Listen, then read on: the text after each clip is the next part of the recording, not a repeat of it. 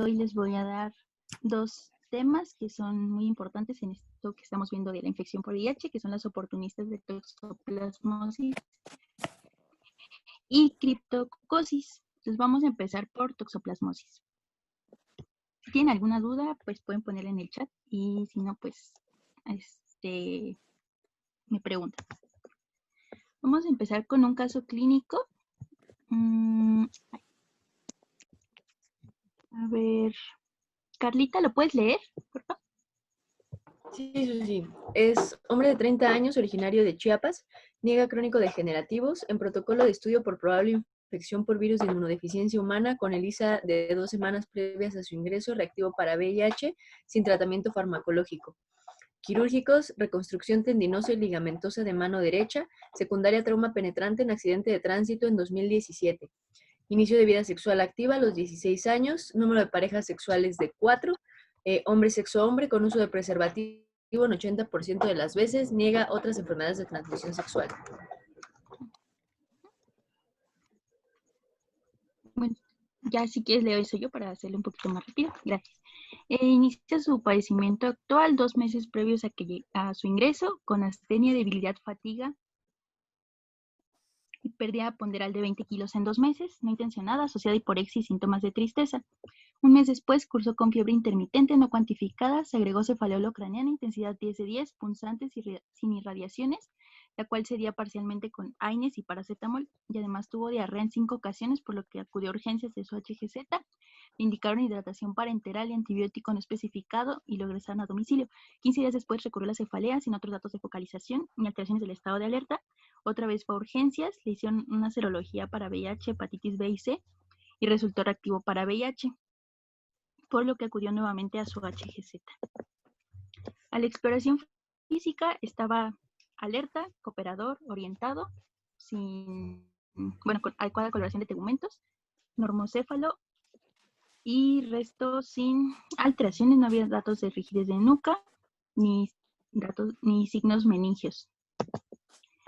En los laboratorios, que son estos, lo único que destacaba a su ingreso era una hiponatremia, que ya después volvió a la normalidad, y de las pruebas especiales que se le hicieron, pues los anticuerpos para VIH reactivo, el VDRL estaba negativo, la IgG para Toxoplasma gondii estaba reactiva, la IgM negativa, y para herpes reactivo, IgG, IgM negativo. Se le hizo una tomografía de cráneo simple y contrastada a su ingreso, en donde se evidenciaba esta lesión en hemisferio derecho, bueno, en la región media más o menos, y que reforzaba con la administración de contraste. Aquí vemos cómo refuerza. Estos son otros cortes y más cortes para que vean el importante edema perilesional que tenía, y tenía desplazamiento de la línea media de 1 centímetro. Entonces, por estos datos se mandó a tercer nivel, y en tercer nivel le hice una resonancia en donde vemos la misma lesión ya mejor caracterizada, localizada en, que desplaza la línea media igual a 1 centímetro, y pues datos de edema cerebral importante. Hasta este momento, a ver, Iván, ¿cuál sería tu impresión diagnóstica inicial? Hola, buenas noches, doctora. Bueno, de acuerdo a todo esto, como se diagnosticó primariamente con VIH y con las alteraciones cognitivas que está presentando el paciente, aunque no presenta datos de focalización, y ya con el estudio que tenemos que refuerza la lesión en aspecto de anillo, pues sí, como por el tema lo estamos viendo, podemos pensar en una infección del sistema nervioso, bueno, una encefalitis por toxoplasma, y en este caso, pues como dijo usted, tiene una IgM negativa y una IgG positiva.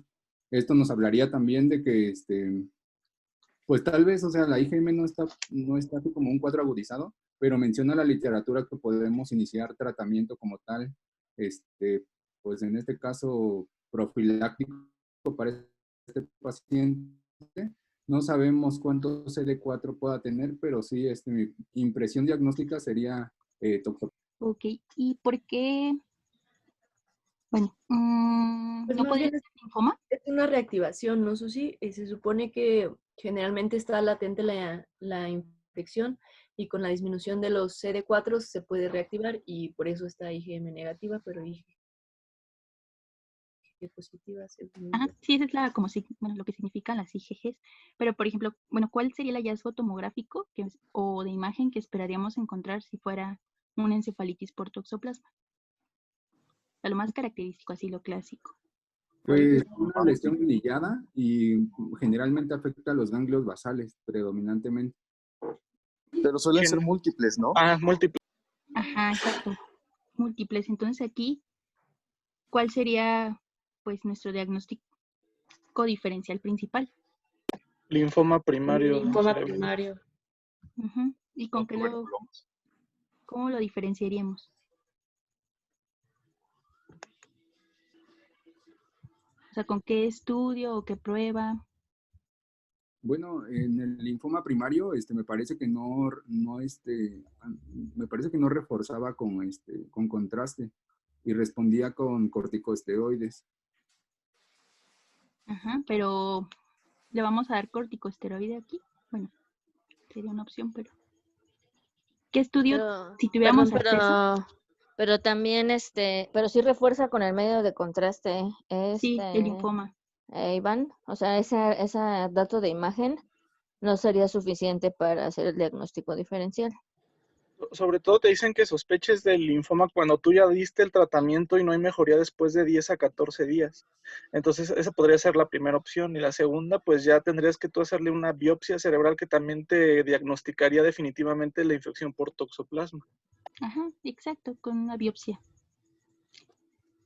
Y bueno, este paciente sí lo tuvimos en Troncoso, después se fue a Siglo y pues llegó con datos por los datos que les comenté, tenía desplazamiento de la línea media, por lo que se presentó a neurocirugía de Siglo. En Siglo le hicieron una biopsia estereotáxica y se mandó, ellos lo manejaron como un linfoma contra glioblastoma y astrocitoma, o sea, un tumor.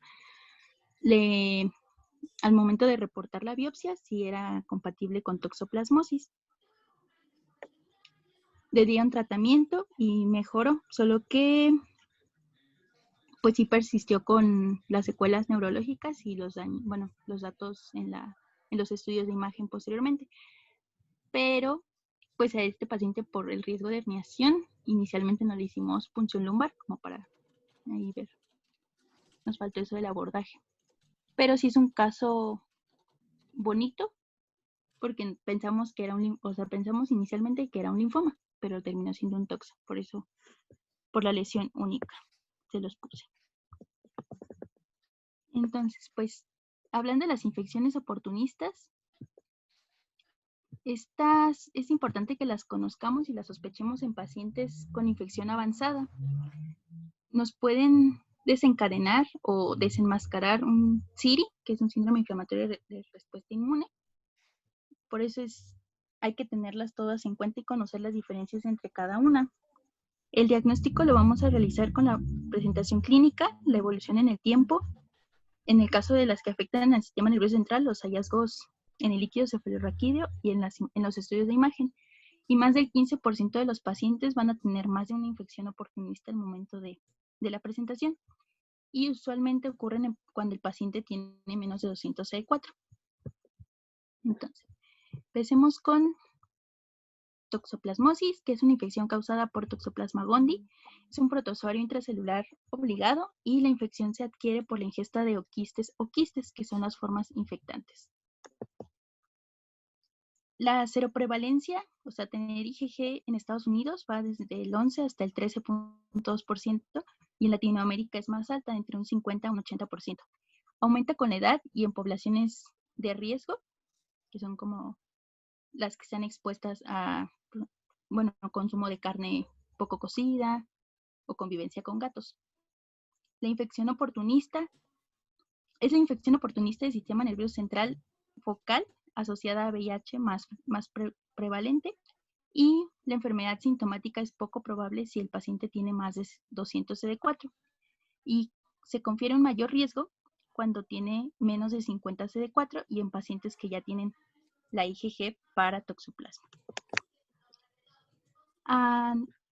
Esta es la prevalencia a nivel mundial y vemos que en México más o menos los datos están entre 40 y 60% de prevalencia, comparado con otras regiones como Asia y como el norte de Asia, donde no hay tantos datos registrados porque no es tan frecuente. La transmisión se va a dar por la ingesta o el manejo de carne contaminada con oquistes. Estos van a salir de las excretas de gatos infectados y generalmente pues se producen en 24 horas un número importante de oquistes. La infección primaria usualmente pasa inadvertida y una vez, como dijo Carlita, que ya se tiene esa infección primaria, la infección sintomática se va a dar por una reactivación. También se puede dar por el trasplante de órganos, de corazón, hígado, principalmente. También la adquisición vía congénita con los productos sanguíneos es muy rara, pero también se ha documentado y no se transmite de persona a persona.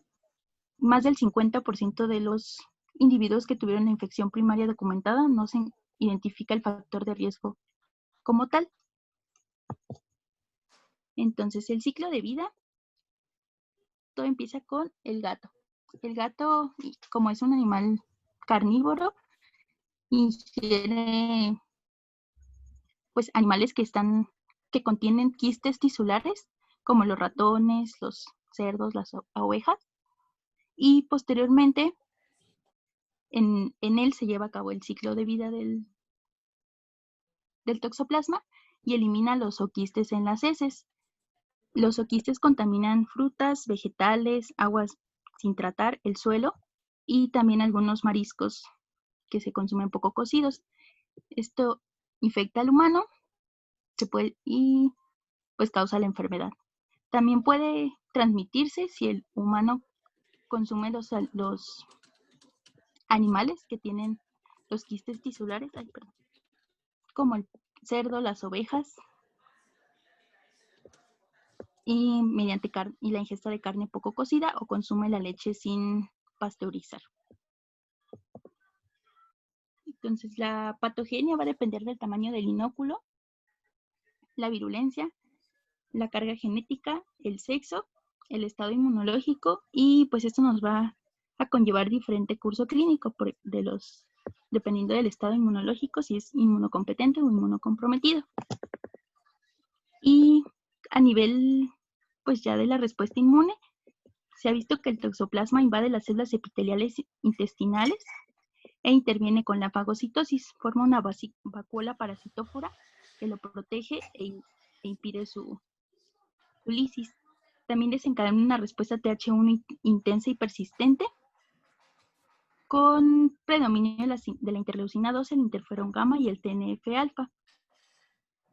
Y bueno, la interleucina 12 que está producida por las células dendríticas y los granulocitos, y se ha visto que 2 semanas después de que sucede la infección hay un incremento de las inmunoglobulinas, tanto IgG, IgM, IgA e Ig, y a nivel de mucosas, la IgA protege de la reinfección. Por eso cuando hay un estado de inmunocompromiso es cuando ocurre la reactivación. Y a nivel histopatológico se han visto datos de necrosis principalmente en las biopsias de todos los tejidos. Entonces, en los inmunocompetentes tenemos que la infección primaria es asintomática en la mayoría y en un 10% va a causar una enfermedad no específica y autolimitada. Y en inmunocomprometidos, pues la respuesta o las manifestaciones son más severas. A nivel del sistema nervioso central, tenemos 2 formas de presentación. El absceso, que es la forma más común, se va a presentar usualmente de forma gradual en semanas o de forma subaguda. Tiene datos de focalización neurológica y son lesiones múltiples. En casos raros se presenta solo una lesión. La localización más frecuente va a ser en los ganglios basales e histopatológicamente igual vamos a encontrar solo necrosis. O sea, aquí vemos cómo hay abscesos a nivel de los ganglios basales, la localización típica. Y la encefalitis difusa es rara, que solo se da en casos de SIDA o inmunosupresión severa. El inicio va a ser subagudo y cursan con alteración del estado de conciencia, déficit cognitivo y convulsiones. No son datos de focalización tanto como el absceso. En esta corte que se hizo de adultos en Zambia, que se publicó en la revista de Neurology, se estudiaron los factores de riesgo para las crisis convulsivas de reciente inicio y se vio cuál era la etiología más frecuente y se ha visto que la toxoplasmosis es la causa más frecuente de crisis convulsivas en pacientes con VIH y estas ocurren de forma frecuente en los estadios ya más avanzados de la enfermedad y hasta en 11% de los pacientes que tienen VIH. Pero no se ha visto como tal cuáles son los factores que influyen para que recurran estas. Solo se ha visto que toxoplasma es la causa más frecuente y que pues siempre que un paciente los presente crisis convulsivas y sepamos que tiene VIH, hay que pensar en este diagnóstico. Otra forma de presentación es la ocular, que esta igual la preguntan en el ENAR y ponen imagencitas, me acuerdo. Pues nos causa corioretinitis y es la causa más frecuente de uveitis posterior infecciosa. Las lesiones en la retina van a ser generalmente unilaterales y necróticas. De hecho, vemos cómo está aquí el borde necrótico y el 30% de los pacientes van a tener toxoplasmosis cerebral concomitante. Vemos también la retina edematosa con pequeñas hemorragias aquí y puntos de Roth y exudados. También podemos tener manifestaciones a nivel pulmonar que que pueden ser con sintomatología específica, tos, disnea, expectoración en ocasiones, pero cuando le hacemos un estudio de imagen vemos los cambios como si fuera, parece COVID. No, pero un vidrio deslustrado, aunque la sintomatología no es tan importante.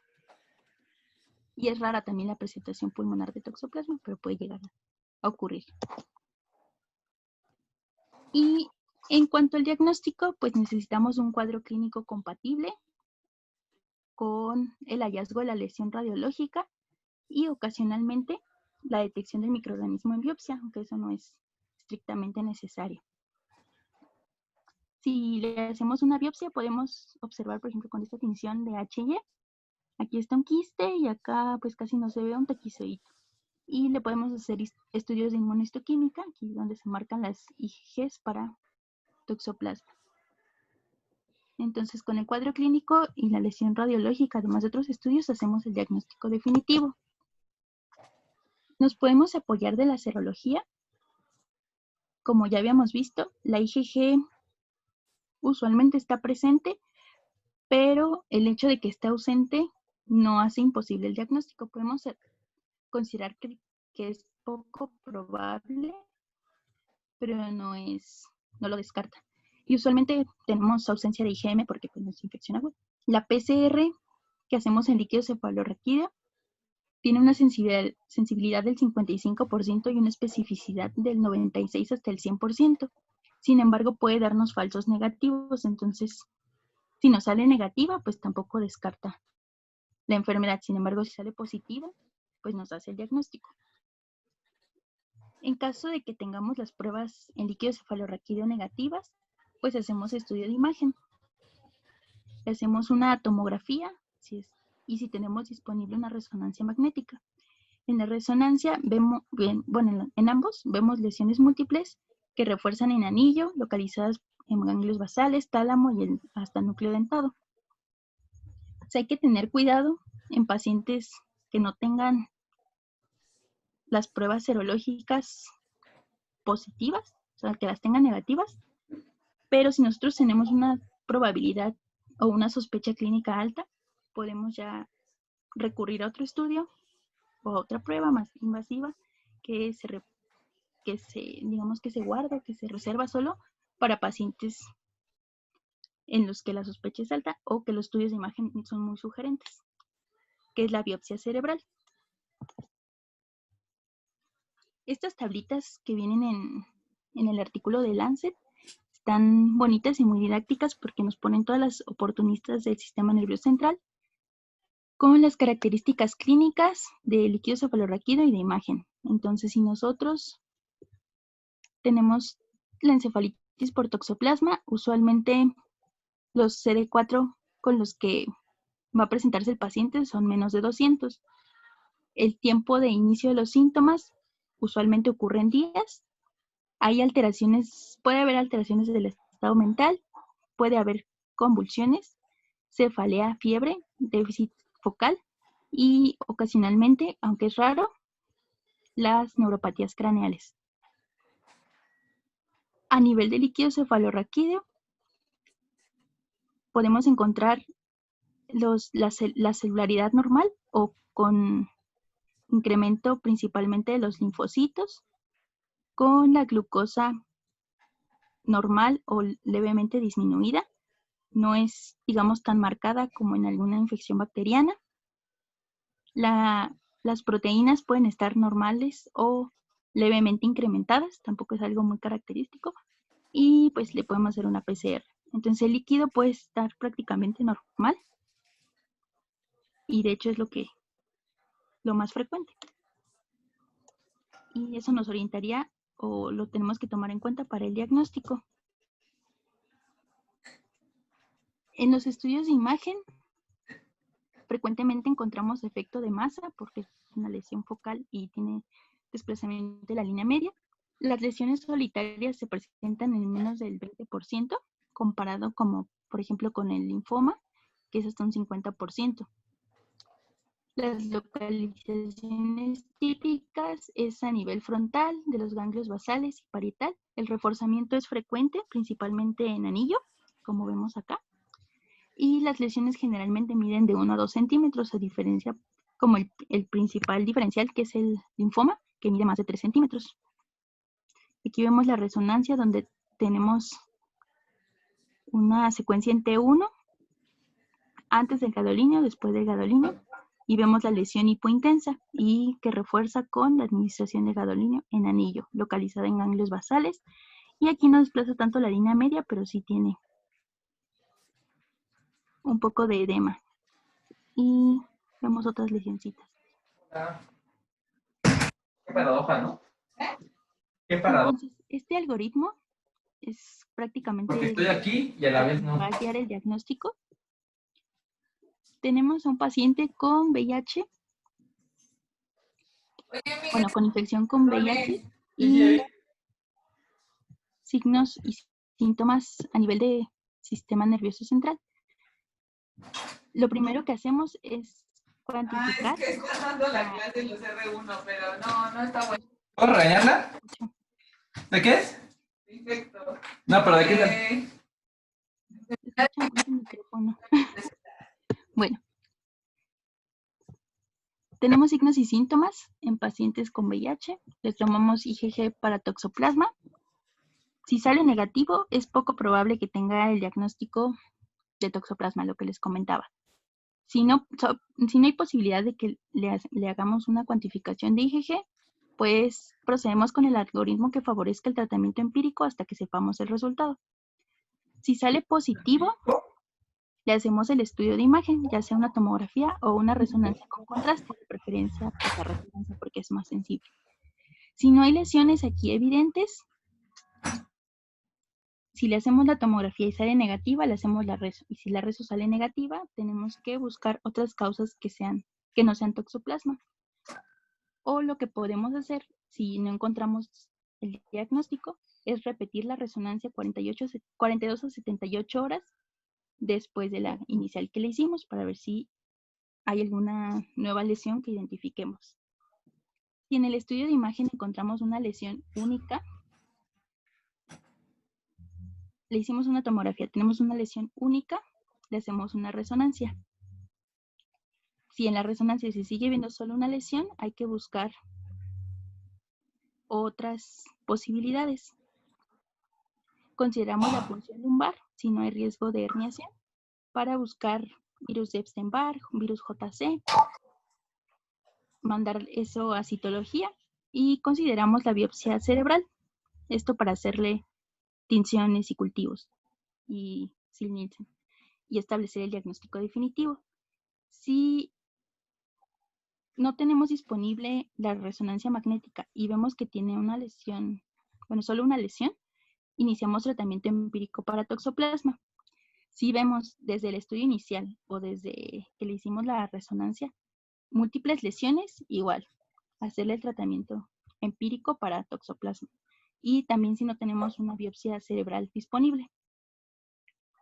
Una vez que iniciamos el tratamiento, tenemos que ver que mejore. Si mejora clínicamente a los 7 días de iniciado, el diagnóstico es toxoplasmosis. Entonces continuamos el tratamiento 3 a 6 semanas y después del tratamiento de mantenimiento. Si no mejora clínicamente después de los 10 a 14 días de que se inició el tratamiento o empeora clínicamente desde el tercer día, hay que buscar otra causa para encontrar el diagnóstico definitivo. Pero lo importante es que, siempre lo sospechemos, y si no hay forma de, digamos, hacer otro abordaje, es mejor iniciar el tratamiento empírico para disminuir la mortalidad en lo que encontramos la etiología. Entonces, ¿qué otras causas debemos buscar o diferenciales? Pues son todas aquellas que nos den un síndrome focal, como el linfoma primario del sistema nervioso central, algún absceso bacteriano, neurocisticercosis, metástasis, glioblastoma multiforme, tuberculomas, un criptococoma que es muy, muy raro, y leucoencefalopatía multifocal progresiva. La biopsia estereotáxica es lo que nos va también a ayudar a diferenciar. Se hizo una revisión de todas las biopsias que se habían hecho, qué diagnóstico era el más frecuente, y se encontró que la leucoencefalopatía multifocal progresiva apareció en un 29 a 30%, el linfoma primario en un 23 a un 25%, y toxoplasmosis fue el diagnóstico en un 15 a un 16%. Entonces, las indicaciones para realizar esta son las lesiones solitarias en la neuroimagen, o múltiples lesiones que no respondieron al tratamiento de toxoplasmosis, o que también tenga esas múltiples lesiones y que progrese neurológicamente. Esto hay que recordarlo también, ¿Cuándo para están saber más cuándo indicar o cuándo nosotros mandamos a disponibles? un paciente a que le hagan biopsia estereotáxica.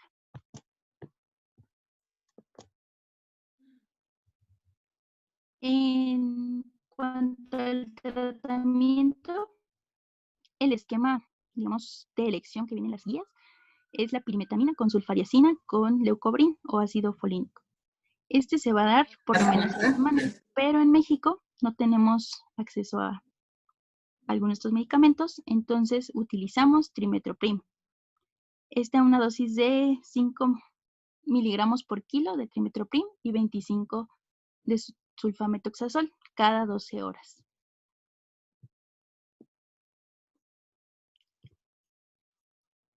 Esto se va a dar igual por 6 semanas y hay que evaluar la respuesta clínica y radiológica, como les comenté, prácticamente diario. Así, si no responde, valorar otras opciones de diagnóstico. También tener en cuenta los efectos adversos y considerar la terapia de mantenimiento una vez que se han completado estas 6 semanas. En la terapia de mantenimiento, pues el esquema preferido es pirimetamina, sulfariacina y leucobrin, igual.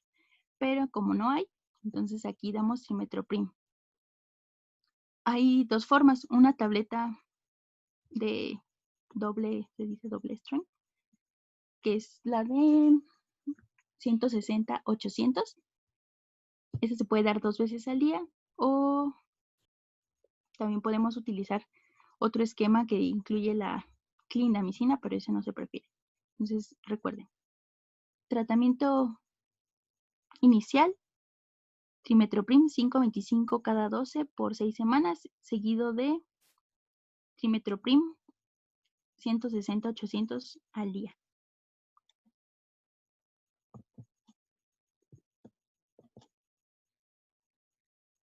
En cuanto a tratamiento adyuvante, los esteroides solo se indican cuando hay edema asociado importante. Si no hay desplazamiento de la línea media ni riesgo de herniación, no se recomienda darlos, y el esteroide que se utiliza es la dexametasona. Los antiepilépticos no se recomiendan tampoco de forma profiláctica, solo en antecedente de crisis epiléptica. Y la terapia antirretroviral se va a iniciar 2 a 3 semanas después de que se diagnosticó. Y el riesgo de presentar CIRI es alrededor de un 5%. Entonces no nos urge iniciar el tratamiento antirretroviral. Lo que nos importa es tratar la toxoplasmosis inicialmente. Y en cuanto a la prevención, pues cuando diagnostiquemos a un paciente con VIH, siempre tomarle su anti-IgG, bueno, sus anticuerpos IgG, para valorar si posteriormente presenta un cuadro compatible con toxoplasmosis, sepamos si tenía ya serología previa o no, y considerar el antecedente. También la cocción de la carne adecuada, explicarle a los pacientes que debe estar completamente cocida, que no se permite comer carne al término medio ni 3/4, sino totalmente cocida. También lavado de manos, frutas y verduras, y en pacientes que no tengan IgG, que tengan gatos, se recomienda que alguien que no tenga VIH o que no esté embarazada cambie la caja de arena. También se recomienda no adoptar gatos de la calle ni hacerle examen de toxoplasma porque no hay beneficio a que se le hagan exámenes a los gatos. Y una vez que ya tratamos la infección, o que tengamos otro paciente que no ha tenido toxoplasmosis y que tenga IgG positivo, le vamos a dar profilaxis primaria y que tenga menos de 100 CD4. Entonces, la indicación es que tenga IgG positivo y menos de 100 CD4. Y vamos a dar un fármaco que nos cubra también para neumocistis. Esto es el trimethoprim. Este se va a dar una tableta de 160 a 800 al día. Ese es el régimen preferido. Pero también se puede dar esa misma tableta 3 veces a la semana con un nivel de evidencia menor, o una tableta de 80 a 400 diario. Pero pues para que se queden es 160 800 diario. Y lo vamos a mantener hasta que el paciente tenga más de 200 CD4 por al menos 3 meses y que tenga su tratamiento antirretroviral. Y lo vamos a reiniciar cuando el paciente tenga menos de 100 células. Es decir, si lo mantenemos con la profilaxis,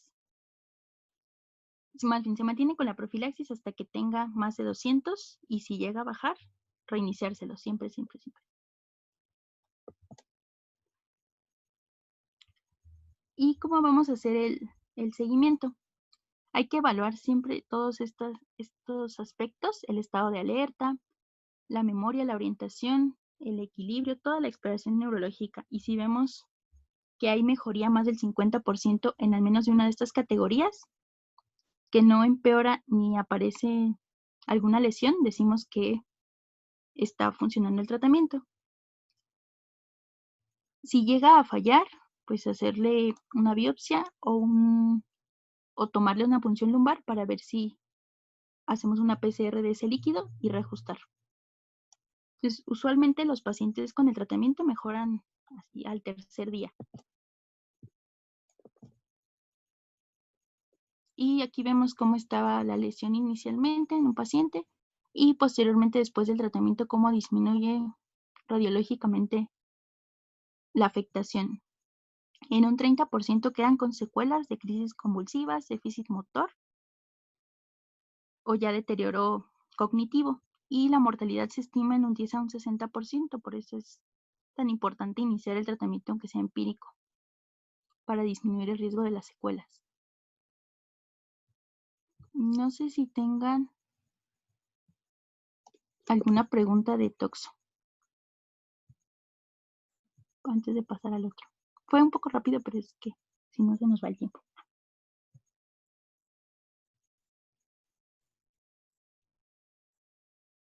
Yo una pregunta, ¿el control de imagen se solicita? Bueno, perdón. Al control- Igual a los 3 meses o cuando ya tenemos los CD4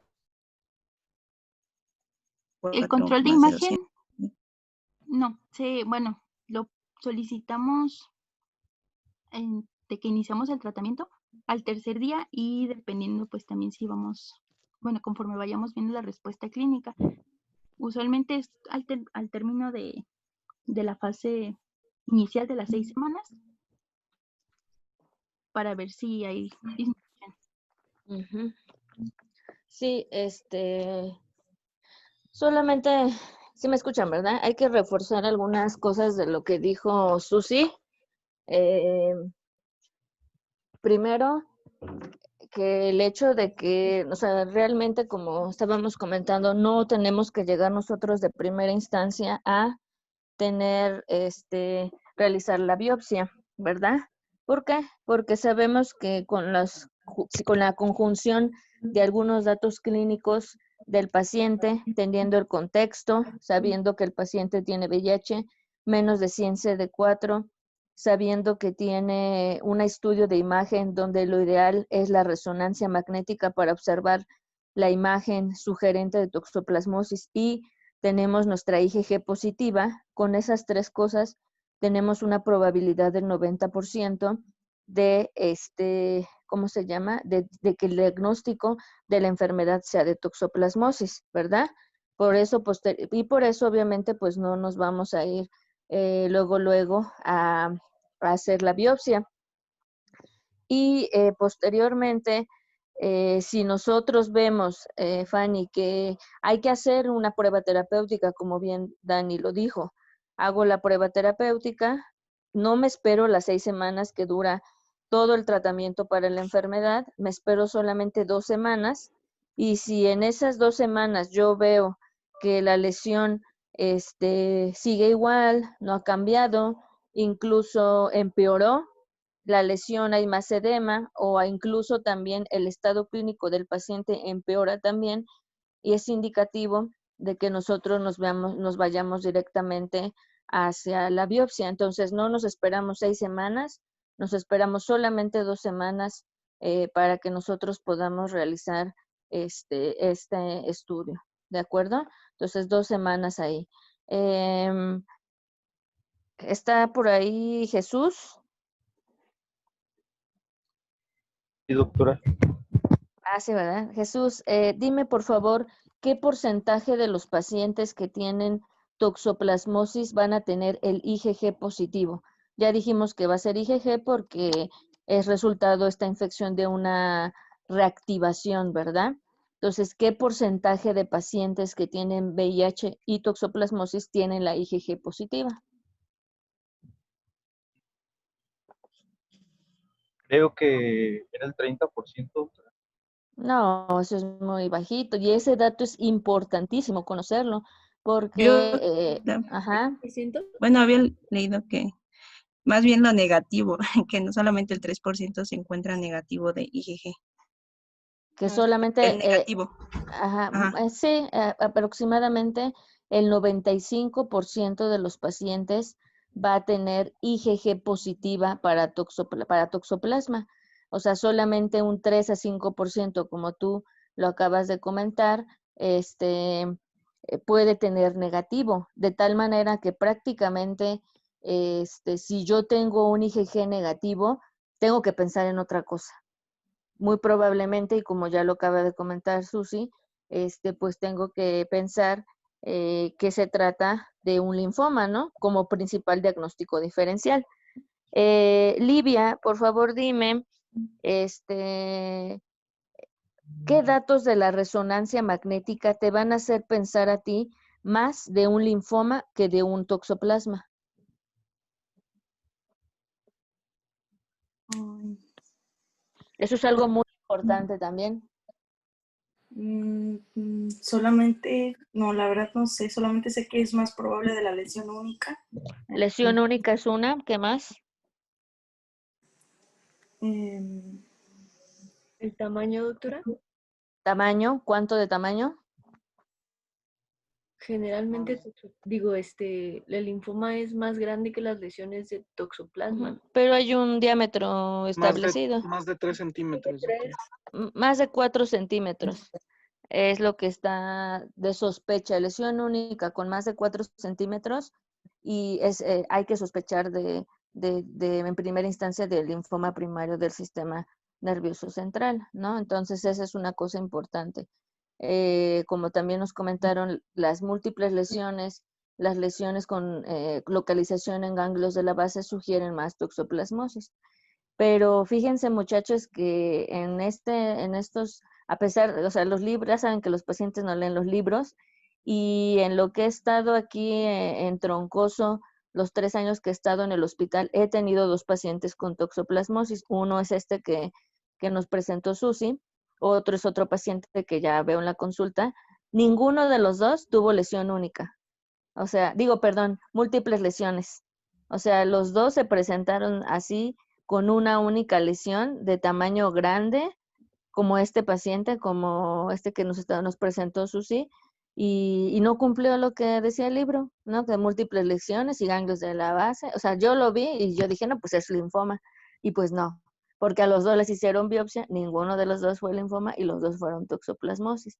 Entonces, en realidad, también hay que pensar siempre en el diagnóstico diferencial, ¿no? ¿Qué más?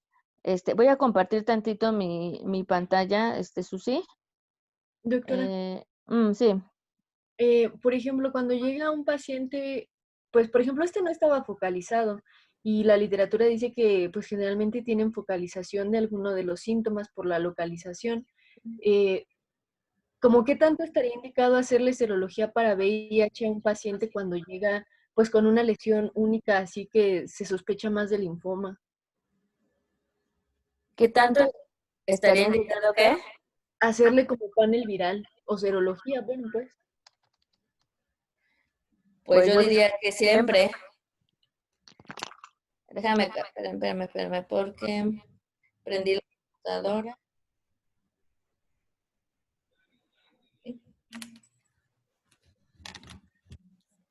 Yo diría que sí. ¿Sí me escuchan? Sí. Yo diría que siempre, Carlita, de que un paciente joven, de hecho, sin el abordaje de los pacientes con alguna, incluso datos de focalización o evento vascular cerebral en paciente joven, pedirle serología para VIH. Entonces, eso no es opcional, hay que hacerle la serología también para VIH. ¿Sale? Entonces, no se olviden de estas cosas importantes, conjunción de las 3 cosas, clínica, imagen y IgG positiva, 90% de probabilidad de que se trate de toxoplasmosis. Prueba terapéutica, 2 semanas. Repito, resonancia magnética, mejoró, es toxoplasmosis. Si no mejoró, se va directamente a la biopsia cerebral. Rápidamente aquí, porque Susi va a seguir con cripto, pero quiero platicarles este caso que tengo, que es precisamente aquí donde yo quiero que hagan la diferencia en el paciente de VIH en el contexto de lesión ocupante de masa y los que tienen efecto de masa y los que no tienen efecto de masa. Susi nos presentó el paciente con VIH clásico con efecto de masa. Y este paciente, por ejemplo, ¿qué les parece? Esta es una paciente se las voy a presentar rápidamente, es una mujer de 25 años de edad, diagnóstico de VIH. Ella la empecé a ver el año pasado, VIH, 7 CD4, 100,000 de carga viral y llega por cefalea y datos clínicos de encefalitis. Tenía un poquito también de alteraciones de la conducta, cambio en el comportamiento.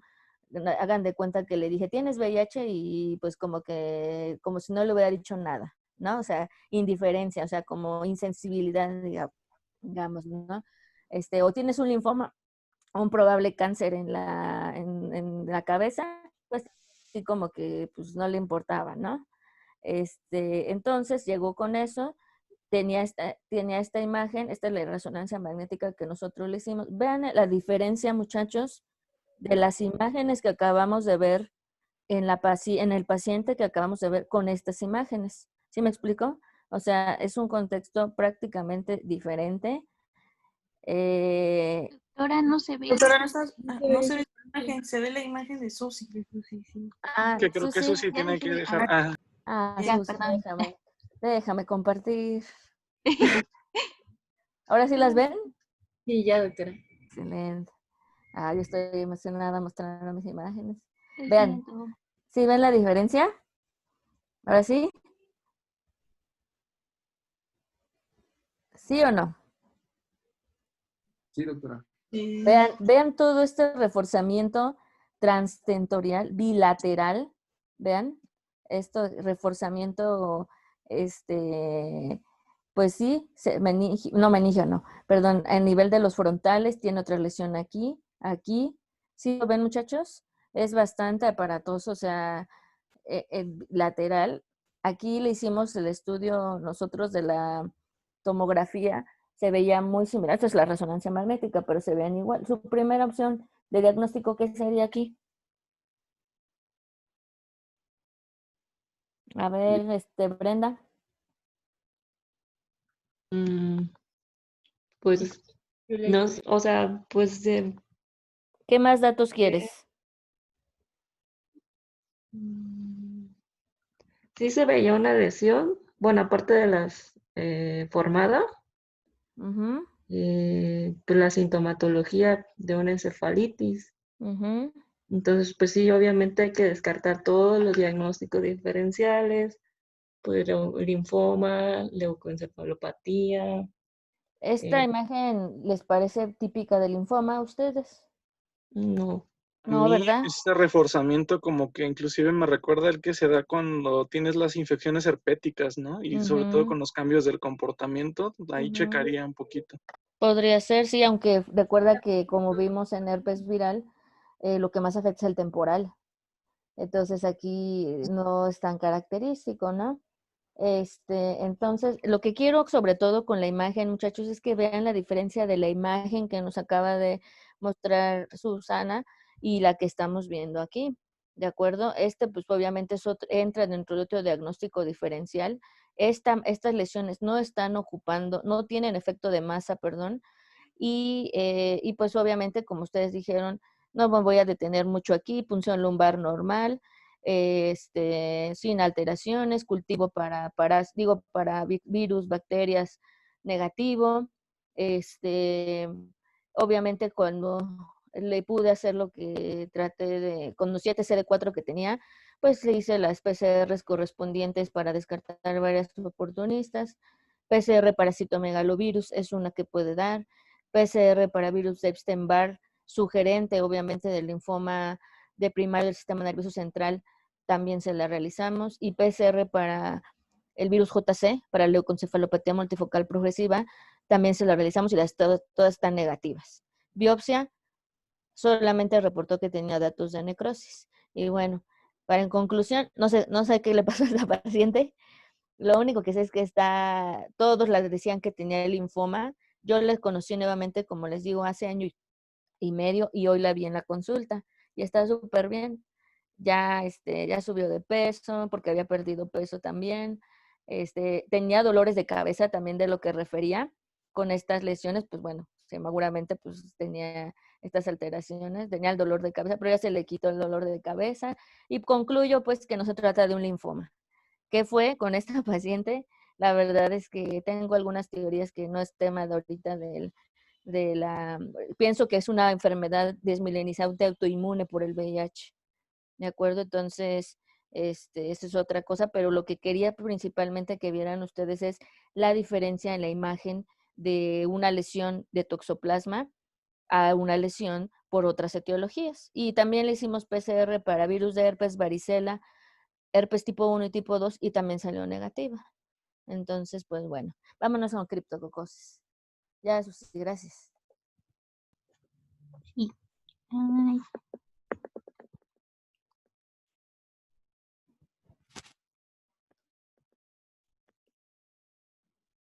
Bueno, este es otro caso. Ivonne, ¿lo puedes leer, por favor? Sí, doctora. Es un hombre de 55 años que acude al servicio de urgencias por presentar desde hace 2 semanas fiebre y cefalea intensa, agregándose hace una semana escalofríos y alteración del estado de conciencia. Tiene antecedente de infección por VIH diagnosticada hace 2 años sin tratamiento por falta de seguridad social. Niega otros antecedentes de importancia. A la exploración física, temperatura de 38.6, TA 110.85, frecuencia cardíaca 111, respiratoria 22, somnoliento, caquéctico, fondo de ojos sin papiledema, a la auscultación, con estertores vivasales, no hay otros hallazgos a la exploración neurológica. TAC de cráneo contrastada, atrofia cerebral.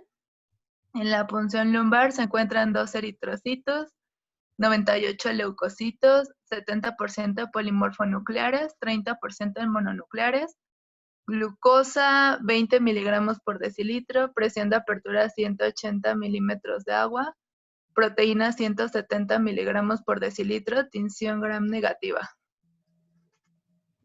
Tú misma, hasta ahorita, ¿qué integrarías? Pues bueno, en su caso, o sea, sí parece haber como un dato de encefalitis o de neuroinfección. Y tenemos, aunque no tenemos datos de hipertensión intracraneal clínicamente, por ejemplo, por el fondo de ojo, que no hay papiledema, la presión de apertura en la punción lumbar me parece que sí está aumentada, ¿no?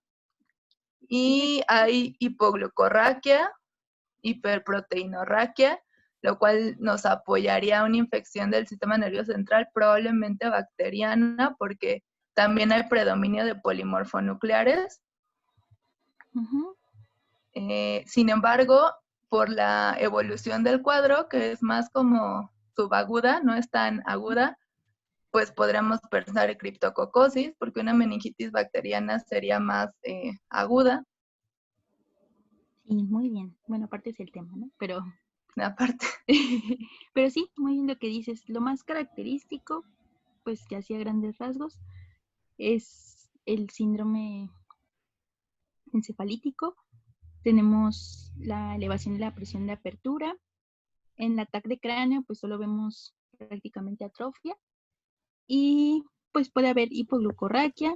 No hay una pleocitosis así tan importante. La tinción de Gram es negativa, pero sí lo que más orienta es la presión de apertura. De hecho, en los pacientes con cripto es el dato principal y lo que más va a repercutir en la sintomatología, y es lo que nos va a explicar casi todo. Entonces, vamos a ver. Sarita, ¿cuál sería el tratamiento más apropiado en este caso? Pues en caso de que sea confirmado el diagnóstico por criptococos, sería fluoxetina B liposomal y flucitocina. Exacto. Lanfo B. Y Adri, ¿cuál sería el efecto adverso más frecuente que vigilarías con este? La nefrotoxicidad. ¿Sabes qué tipo de alteración a nivel renal da? No lo recuerdo, doctora. La necrosis tubular aguda, ¿no? Así es, tubular renal. ¿De qué tipo? Bueno, o sea, la necrosis tubular aguda y ¿cómo se llama esta? Es la 2, ¿no? Pero ese es otro tipo de... La ATR tipo 2. Ajá, TR tipo 2. Sí, entonces en estos pacientes hay que vigilar niveles de magnesio y potasio. Ahorita vemos. Pues empecemos con la revisión del tema. La criptococosis es una micosis sistémica que se puede presentar de forma aguda, subaguda o crónica. a nivel del sistema nervioso central es la micosis más frecuente y está causada por Cryptococcus neoformans, variedad Neoformans igruvi y Cryptococcus gattii. La infección es inicialmente pulmonar, es transitoria leve y no se reconoce, y como muchas de las infecciones oportunistas, como la que vimos ahorita, se va a caracterizar por una reactivación de la infección inicial.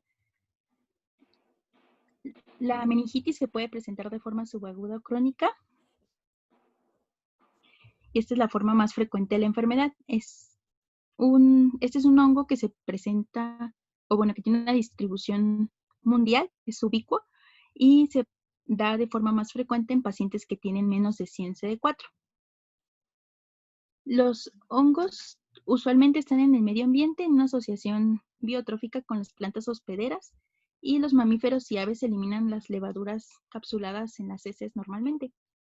Cuando están en el suelo, se eliminan por los rayos solares las bacterias y las amibas, y también pueden desecharse en las heces de pericos, loros, canarios y excremento de palomas.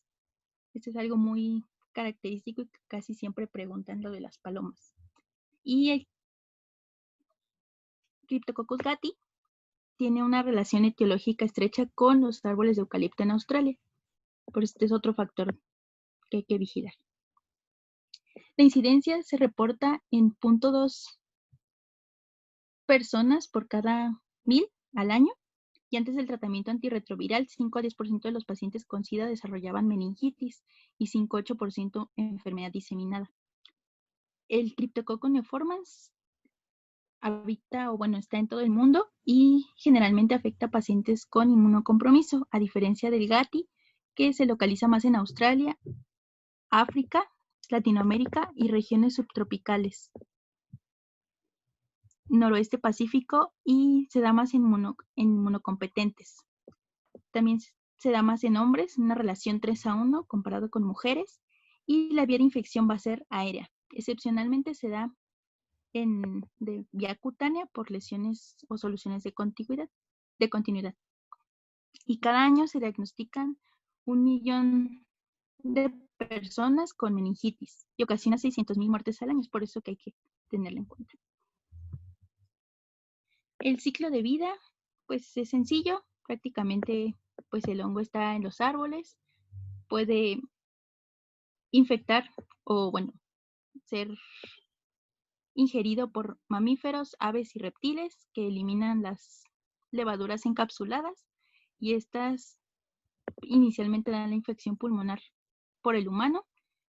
Hay como mecanismos todavía no establecidos, pero se cree que el hongo sobrevive en los macrófagos y posteriormente tiene una diseminación hematógena y linfática, por lo que va a diseminarse de forma sistémica. Y al momento en el que los monocitos o los macrófagos atraviesan la barrera endotelial o hacia la barrera hematoencefálica, se produce la infección del sistema nervioso central.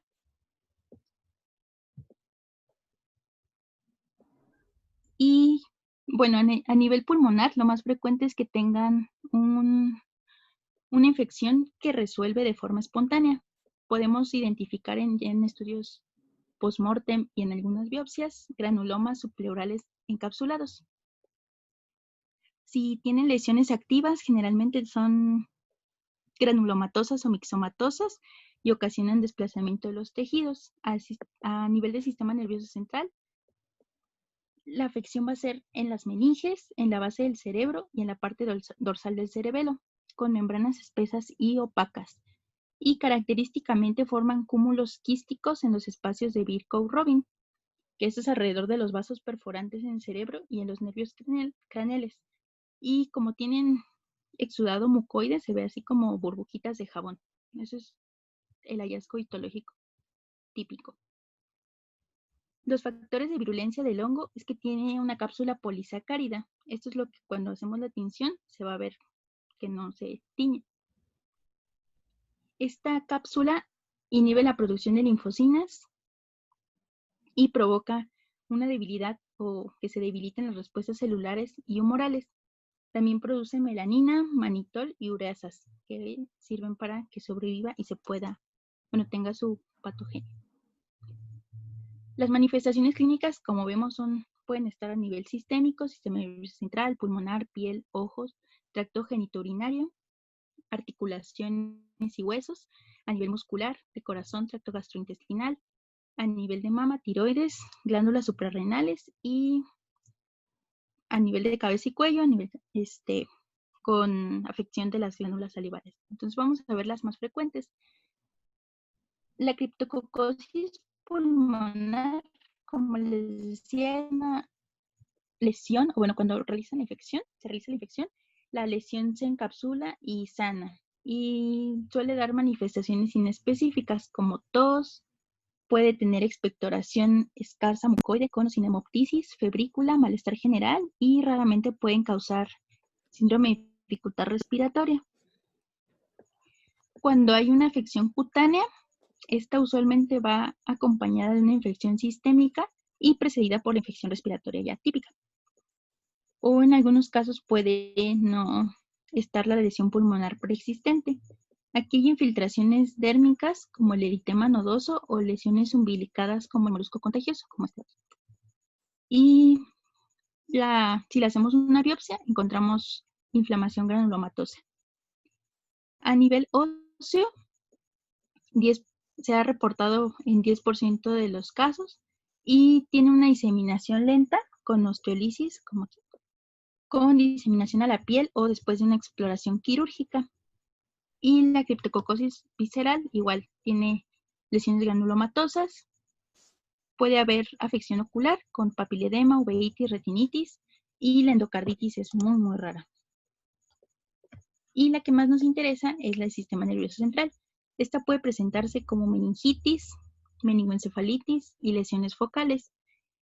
El curso puede ser crónico, sin embargo también hay formas en las que se presenta aguda y severamente con una rápida diseminación. Puede durar desde meses hasta 10, 15 años en el curso crónico. Hay riesgo de herniación y muerte súbita y las manifestaciones van a darse porque hay una alteración en la reabsorción de líquido cefalorraquídeo en las vellosidades aracnoideas por las cápsulas de polisacárido que se localizan ahí. Y si tenemos a un paciente con disfunción de múltiples nervios craneales, debemos sospechar que tenga una meningitis basal.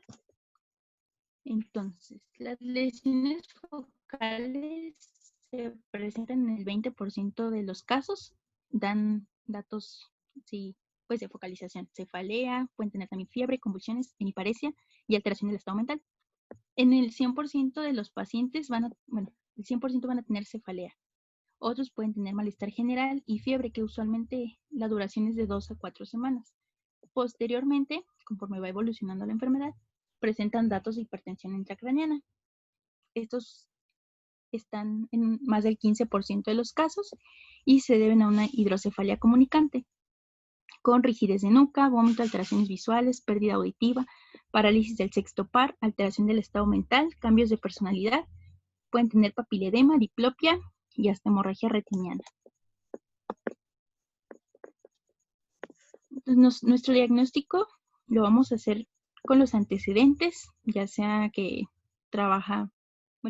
conociendo que trabaje con palomas o que ya tenga la infección por VIH, el cuadro clínico, datos de hipertensión intracraneana, el estudio de imagen, hacemos una punción lumbar y podemos tener también apoyo de la serología y lo más importante, el cultivo. Entonces, cuando hagamos la punción lumbar, siempre hay que tomar o medir la presión de apertura. Característicamente, aquí va a estar elevada con más de 25 centímetros de agua en un 60-80% de los casos. A nivel ya del estudio de líquido, puede estar normal en 30% de los casos y si le hacemos la tinción con tinta china, encontramos las formas levaduriformes, que son estas de acá, con igual 60-80% de frecuencia. Sin embargo, podemos tener falsos negativos si hay pocas levaduras. También, ya que tengamos el líquido, lo mandamos a cultivar y va a estar positivo en 95% de los casos a los 7 días que se siembra. Ese es el estándar de oro para el diagnóstico. También podemos tener falsos negativos si hay pocas levaduras. Entonces, para esto, lo que hacemos es que con el líquido lo centrifugamos a 3000 revoluciones por minuto, por 10 minutos, y ya el sedimento es lo que se cultiva y lo que se ve al microscopio. También podemos hacerle una tinción de Gram y tinciones especiales de como Paz, donde se van a ver rojos, Gomor y Grocot, donde se van a ver negros, y Mosicarmín de Mayer.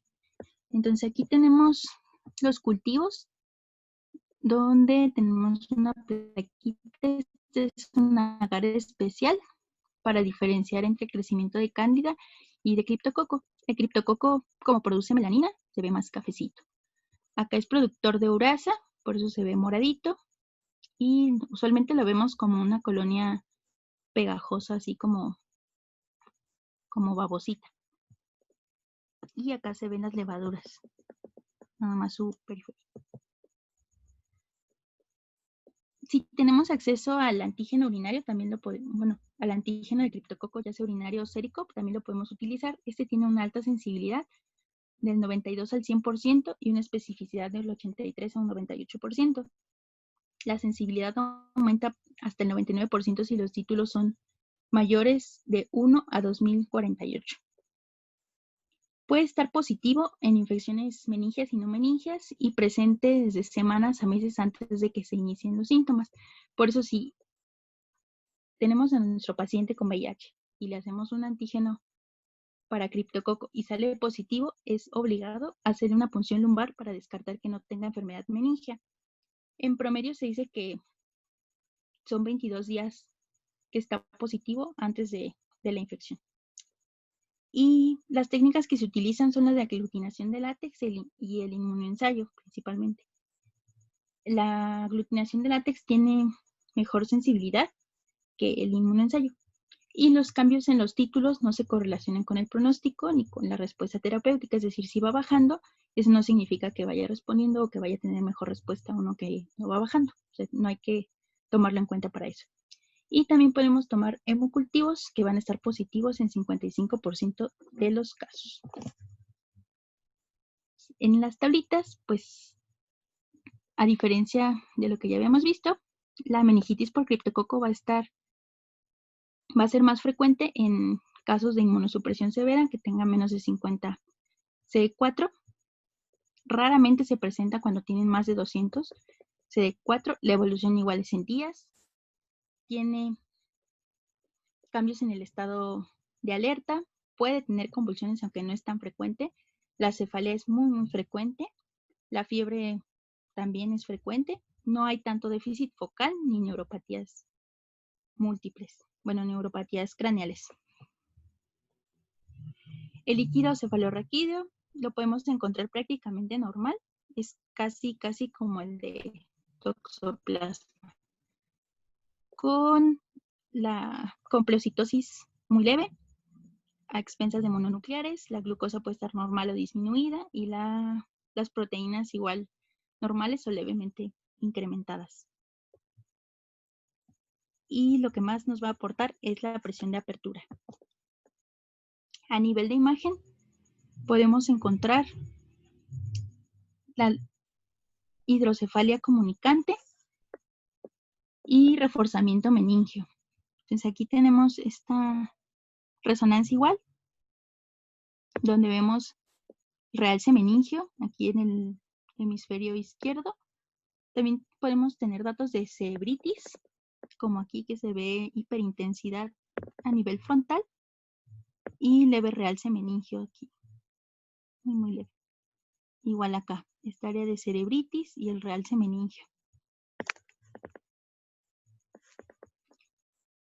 Dependiendo de la forma que tengamos, son los estudios de gabinete que podemos pedir. Si sospechamos de una forma pulmonar, pues pedimos una radiografía de tórax en donde podemos encontrar consolidación, ocupación alveolar y nódulos pulmonares de predominio periférico, como acá.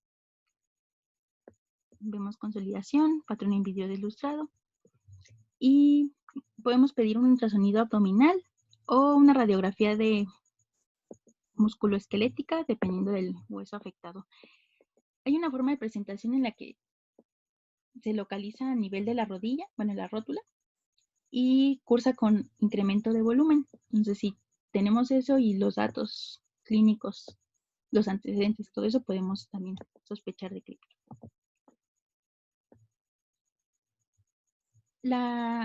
Los estudios de imagen normales, podemos, bueno, si le hacemos una tomo y está normal, esto va a ser frecuente en un 47%.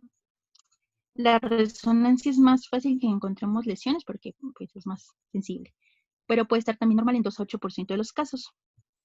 También podemos observar calcificaciones pequeñas dispersas y áreas de baja intensidad que no refuerzan con el contraste, que se pueden confundir con infartos lacunares. Los criptococomas usualmente no refuerzan con el contraste y tenemos que hacer diagnóstico diferencial si tenemos un criptococoma con toxoplasma y con linfoma primario. Pues aquí vemos el realce meningio, aquí vemos datos de hidrocefalia, aumento de los ventrículos. Acá como leves, lesiones hiperintensas en los ganglios basales. Y acá igual lesiones hiperintensas, pero ya a nivel más periférico. Pero la mayoría de las veces va a estar normal la tomografía. En cuanto al tratamiento, tenemos 3 fases: la inducción, la consolidación y mantenimiento. Esto sí, se los puse aparte porque como el pilar de todo. La inducción va a ser con anfotericina B y flucitocina, la consolidación con fluconazol y el mantenimiento igual con fluco. Entonces, en la fase de inducción, que va a ser para las meningitis y otras formas de cripto extrapulmonar, lo que vamos a utilizar es la anfo y la flucitocina por 2 semanas. En el IMSS no hay anfotericina liposomal, solo hay deoxicolato, por eso las puse en negritas.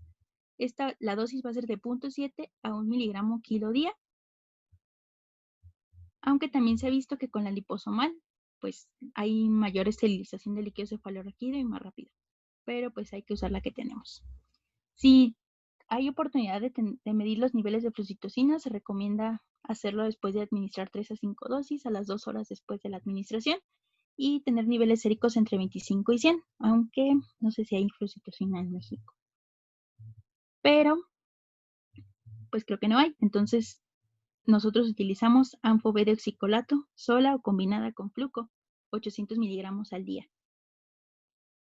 En caso de que el paciente tenga ya enfermedad renal o que no haya respondido con la anfo o que sus efectos adversos sean muy importantes, podemos dar únicamente fluconazol 1200 miligramos para la fase de inducción. Después de dar estas 2 semanas, siempre hay que hacer una punción lumbar y cultivo. Si hay mejoría clínica y el cultivo después de estas 2 semanas es negativo, se suspende la anfo y seguimos con la terapia de consolidación. Entonces, hasta que no lo tengamos negativo, no podemos cambiar de fase. Ya les voy a decir más adelante, pero si sigue positivo el cultivo, seguimos con el tratamiento igual hasta que esté negativo. En la fase de consolidación, esta va a ser por 8 semanas con fluconazol 400 miligramos al día. Y la fase de mantenimiento, que va a ser para profilaxis secundaria, son 200 miligramos al día por lo menos 1 año. Si por alguna razón no tenemos acceso a fluco, podemos usar itraconazol, pero se ha visto que es inferior al uso de fluco. Y los nuevos azoles, como el voriconazol y el posaconazol, no se recomiendan y no hay evidencia de su uso, además de que interaccionan con los antirretrovirales. Otras formas de criptococosis, como la enfermedad pulmonar difusa se trata de forma similar a la del sistema nervioso central, y si tenemos síntomas leves a nivel pulmonar o formas extrameningias leves, podemos usar solo fluconazol 400 miligramos al día por 12 meses y el tratamiento antirretroviral.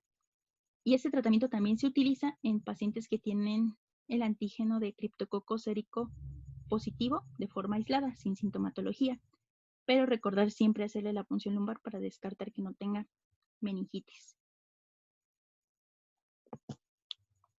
Y para la sintomatología, desde que hacemos la primera punción lumbar podemos drenar 20 a 30 mililitros de líquido cefalorraquídeo, porque se ha visto que hasta una simple punción lumbar aumenta 69% la sobrevida. Entonces, si le hicimos la punción lumbar y vemos que todavía persiste con cefalea, alteraciones del estado de alerta o disminución de la visión o alguna otra alteración a nivel neurológico, podemos realizar punciones diariamente si persiste la presión de apertura más de 25 y el punto es reducir la presión 50% o que esté menos de 20. En caso de que a pesar de las punciones no se logre tener esta meta de presión de apertura, podemos ya utilizar otros dispositivos como las derivaciones ventrículo-peritoneales. Y los corticosteroides, los diuréticos osmóticos y cosas que usualmente se utilizan para la hipertensión intracraneal, no se recomienda su uso porque son inefectivos. En cuanto a la profilaxis secundaria, pues esta va a ser después de que ya dimos las primeras 10 semanas de inducción y consolidación con 200 de flujo y la vamos a suspender cuando tenga más de 100 CD4, que tenga carga viral indetectable, más de 3 meses ya con tratamiento antirretroviral y si no hay forma de monitorizarle la carga viral, por lo menos que tenga 1 año con el flujo o hasta que tenga más de 200 por lo menos 3 meses. Y también cuando ya haya cumplido su año. Se reinicia igual si tiene menos de 100 células.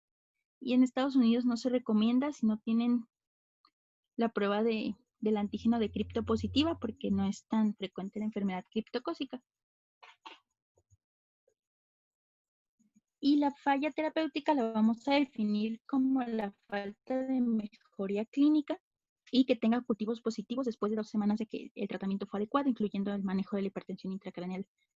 El que tenga la falla predice recaída y peor pronóstico. Y en este caso, pues lo que les decía, continuar la anfotericina y la flucitocina hasta que los cultivos sean negativos. Y la recaída se define como aquella recurrencia de síntomas con un cultivo del líquido cefalorraquídeo positivo después de 4 semanas de tratamiento.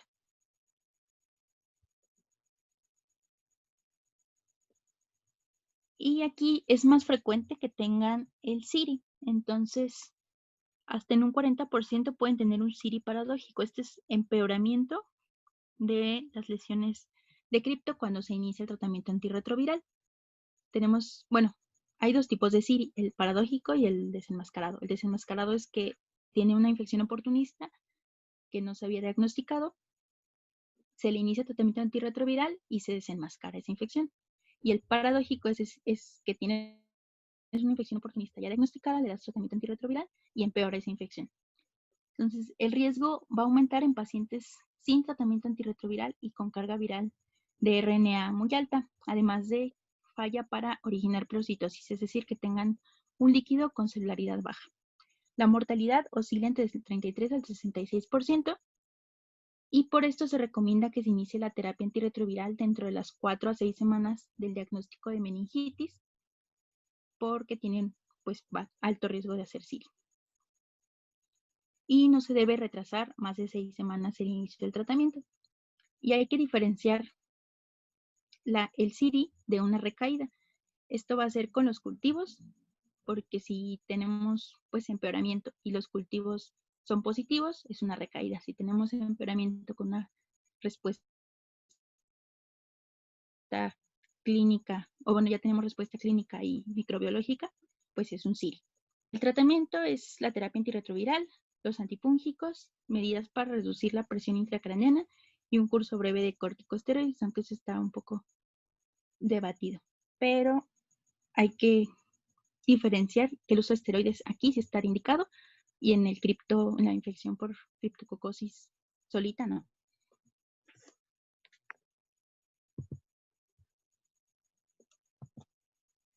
Y este estudio fue en New England, se llama Timing of Antiretroviral Therapy, bueno, y aquí se evaluaron 2 grupos de inicio de tratamiento antirretroviral, de los 4 días en un grupo y diferida hasta 5 semanas en otro grupo. Se vio que la mortalidad era mayor en en el brazo en el que se inició la terapia antirretroviral a los 4 días, comparado con el que se esperó hasta 5 semanas. Entonces, por eso, de aquí sale la recomendación de que se inicie la terapia antirretroviral hasta las 4 a 6 semanas de que se diagnosticó y se dio el tratamiento ya antifúngico. Y pues la prevención es difícil realizarla porque el cripto está en todos lados y no se puede evitar completamente la exposición, pero sí se les puede recomendar a los pacientes que eviten el contacto, la convivencia con aves, ya sea canarios, pericos, palomas y otros animales que pudieran ser transmisores del cripto. Y eso es todo. No sé si tengan otra pregunta. La doctora Vi, ¿quiere decir algo? ¿Preguntas, chicos? Doctora, yo había leído que para el inicio de la terapia en criptococo tenías máximo, inclusive hasta 10 semanas. No sé qué tan verdad sea esto. Máximo para iniciarle a la terapia, o sea, antirretroviral o cómo? Sí, sí, doctora. El estudio, quote que comentó esta Susi, prácticamente fue un estudio muy importante donde se vio lo que ella dice, ¿no? El impacto de la mortalidad, pero actualmente en las recomendaciones aproximadamente te dicen que esperes de 6 a 8 semanas para iniciar el tratamiento antirretroviral. No te tienes, a las 6 semanas es suficiente para que lo inicies. O sea, no tienes que tardarte o llevarlo a 10 semanas para iniciar el tratamiento antirretroviral, ¿sale? Entonces, 6 semanas son más que suficientes para que tú lo inicies. Importante, obviamente, y prácticamente, muchachos, esto es un mensaje para su vida. Prácticamente en un paciente que tiene VIH y un oportunista, nunca tenemos una urgencia de iniciarle el tratamiento antirretroviral a los pacientes. Lo importante en esos contextos siempre va a ser atacar al oportunista, porque ese es el que va a matar al paciente o que puede hacerle daño para que no viva. Entonces siempre el que quiera el médico tratante o el que quiera que ya se inicie inmediato el antirretroviral, no. O sea, siempre hay que, aunque nos estén como presionando en ese aspecto, ustedes tienen que tener ese conocimiento que el tratamiento antirretroviral no va a ser una urgencia iniciarlo nunca, al menos que haya contextos bien específicos como VIH y embarazo, ¿no? Por ejemplo, que es algo que pues sí es importante, pero fuera de eso, pues no. ¿Alguna otra pregunta que tengan? Doctora, una pregunta.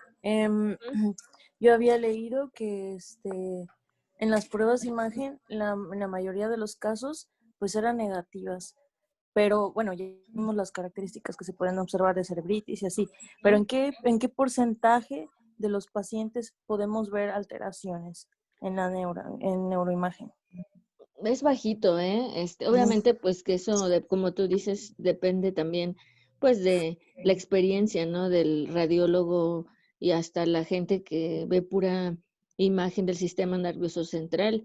Lo que yo, como tú acabas de comentar, te podría decir de los 2 años que hice de la residencia, que ayer les decía que teníamos 90% de pacientes con VIH y lo que he visto hasta ahorita, casi no veo he visto tomografías normales hasta en un 80% de los pacientes.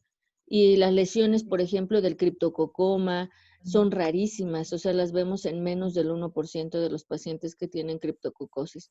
Lo que más vemos, como nos comentaba Susi, reforzamiento meningio, es también de lo más característico, y nada más. Y las complicaciones ya, obviamente, pues, cuando ya tienen hidrocefalia, que eso sí lo llegamos a ver ya, pero como una complicación.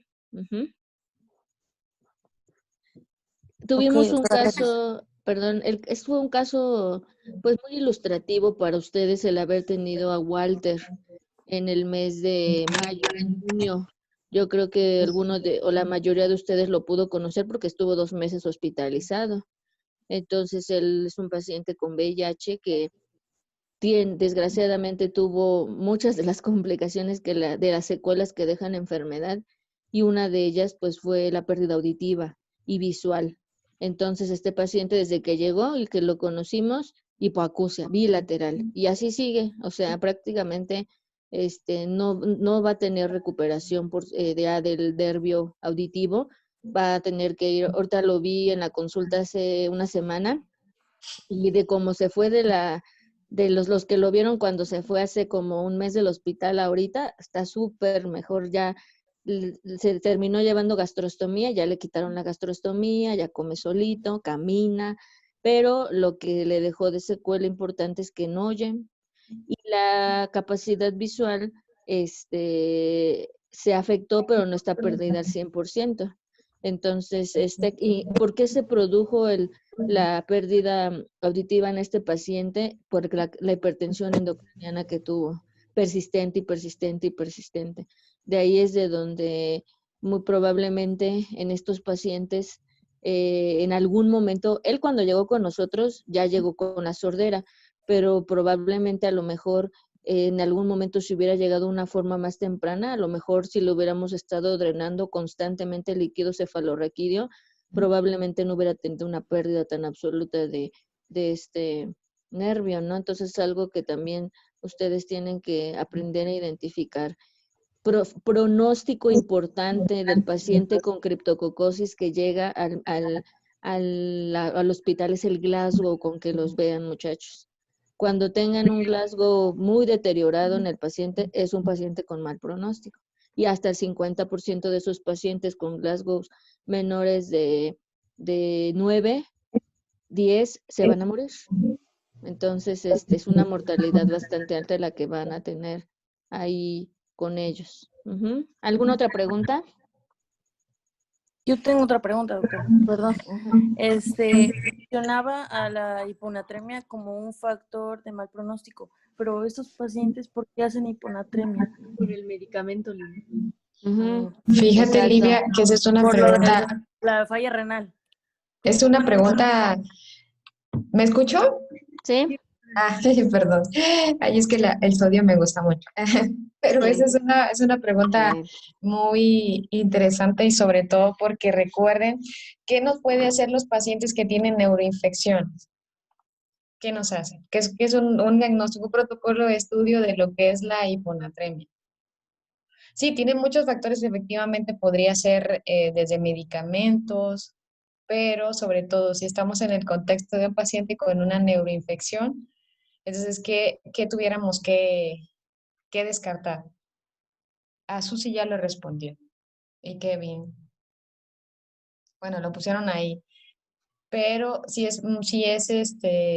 entra dentro del CIHAT, entonces para que ustedes tengan presente como un diagnóstico posible de esta hiponatremia en los pacientes. Entonces hay que hacerle todo el protocolo de estudio. Hablar de hiponatremia es pues hacerle un abordaje y poder definir cuál es la etiología, pero esos pacientes que tienen una neuroinfección, la etiología precisamente radica en esto. Entonces, ¿quién lo preguntó lo del sodio? Livia, ¿no? Livia. Sí, yo. Entonces ahí, ¿qué características tendría la hiponatremia?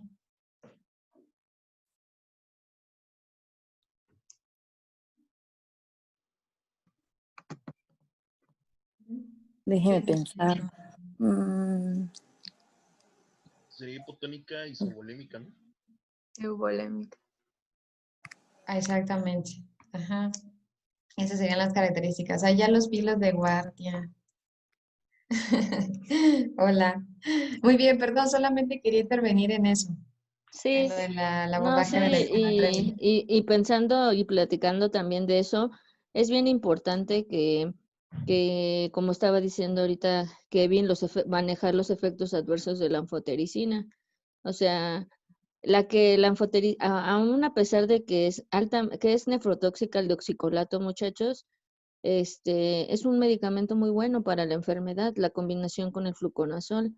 Entonces, es bien importante en estos, sí somos y deben de ser muy insistentes en hacerle electrolitos diarios a estos pacientes, pedirles su potasio, magnesio, sodio, obviamente, como estábamos Identificarles comentando. uresis, sonda de Foley, catéter Exacto. venoso central. Entonces, eso es algo importante. Recuerden también que pues son pacientes que pues los electrolitos ya saben que cuando hay alteraciones, pues ponen en peligro la vida del paciente, ¿no?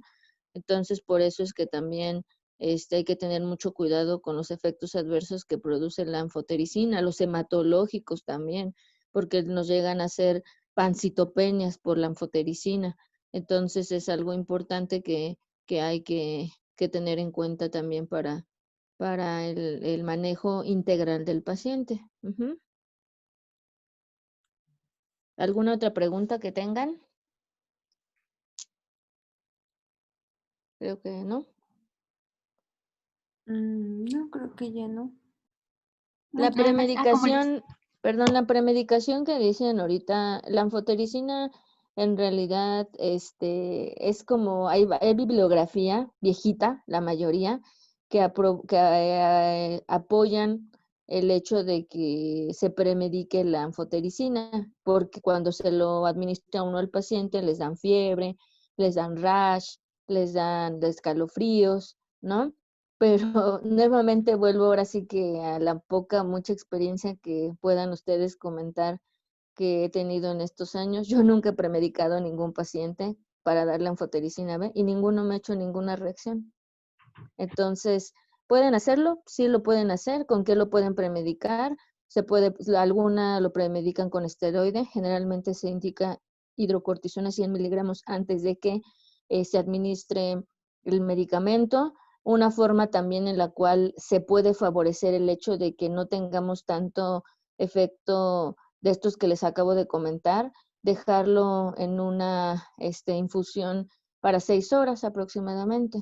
Entonces, ¿cómo se llama? Eso es algo importante y también, como comenta ahorita Susi, la dilución con la solución salina al 0.9% también ahí tiene un efecto a nivel tubular que se ha descrito en algunos artículos, pero como nuevamente les digo, prácticamente nunca la he premedicado y nunca he tenido ningún problema. Pero pues esto es como base, ahora sí que a lo mejor en base a ya la experiencia, pero tampoco es una evidencia que te digan así que todos los pacientes los premediques, no está establecido así, pues. Entonces sí hay que tener nada más ese contexto, ¿sale? Muy bien. Sí, yo me acuerdo nada más como anécdota que cuando estaba en el R2, el centro médico, tuvimos una paciente que tenía una cripto, ella no tenía, no tenía VIH. Y esa señora también así, le estábamos haciendo las punciones lumbares con repetición casi cada tercer día, porque de repente estaba súper bien la señora, y ya cuando la veíamos que ya estaba así, que empezaba a deteriorarse, punciones mejoraban. Entonces, así como lo dijo la doctora, y ya sin ser, siendo repetitiva, pero sí es muy importante lo de estarle drenando líquido cefalorraquídeo de forma repetitiva, ¿no? Y evitar todas las complicaciones que nos pueden generar. Ujú, así es. Es algo, y el contexto ahorita que lo comentó la doctora Barqueño de cripto en el inmunocompetente es otra cosa muy interesante, ¿no? Porque ahí ya vemos otras especies y lo estamos viendo cada vez también muy común en pacientes diabéticos, el Cryptococcati. Entonces, no crean que no se van a encontrar algún día con casos así. Obviamente más porque en nuestra población tenemos muchos pacientes también con diabetes, pero el Cryptogati es también algo que nosotros estamos viendo más frecuente en estos pacientes. Ujú. Bueno, pues ya hay que descansar, muchachos. Muchas gracias, Susi. Sí, gracias, Susi. Yo nada más, un minuto, perdónenme. Primero, pues sí, agradecer, Susi, por la participación y el entusiasmo que siempre muestras en estarnos apoyando. Sé que ustedes ya volvieron a las clases, todos los R2 que ya tienen sus guardias, sus pendientes, etc. Pero sobre todo esa participación, créanme que es muy valorada por nosotros. Somos sus coordinadoras y demás, la doctora Avi. Entonces, muchas gracias por la participación. Kevin también, igual que están en la mayoría de las clases, los demás que pueden estar. Pero pues muchas gracias por su participación y por el apoyo en lo que es el curso. Y otro punto, sé que los de las guardias hicieron pues hicieron su mayor esfuerzo por entrar un ratito a las clases. Sé que no depende, obviamente, de ustedes, que ustedes quisieran estar en la mayoría de las clases. Sé que es algo complicado, pero bueno, les agradezco.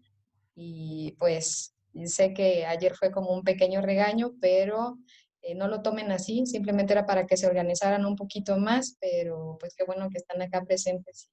Saben que es lo que quisiéramos, pero bueno, a veces no se puede por las cuestiones del hospital. Y nada más esos minutos, y muchas gracias, Susi. Gracias a ustedes. Bonita clase. Gracias. Gracias, Susi. Buenas noches a todos. Hasta mañana, bye. Gracias, doctora. Gracias. Nos vemos. Bye. Bye.